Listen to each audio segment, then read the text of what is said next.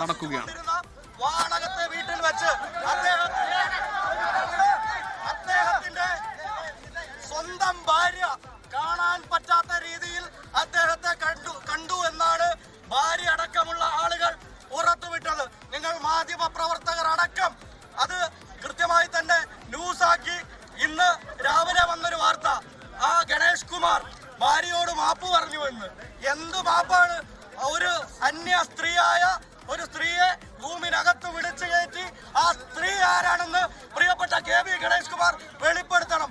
അതുപോലെ തന്നെ ഇതിൽ വ്യാപിപ്പിക്കുന്ന മന്ത്രി KB ഗണേഷ് കുമാറിന്റെ പത്തനാപുരത്തെ ഓഫീസിലേക്ക്, MLA ഓഫീസിലേക്ക് യൂത്ത് കോൺഗ്രസ് നടത്തുന്ന മാർച്ചിന്റെ ദൃശ്യങ്ങളാണ്, അവിടെ നടക്കുന്ന പ്രതിഷേധത്തിന്റെ ദൃശ്യങ്ങളാണ് നമ്മൾ കാണുന്നത്. ഗണേഷ് കുമാറിന്റെ രാജി ആവശ്യപ്പെട്ടുകൊണ്ടാണ് യൂത്ത് കോൺഗ്രസിന്റെ പ്രതിഷേധം. പത്തനാപുരത്തെ ഓഫീസിലേക്കാണ് മാർച്ച് നടന്നത്.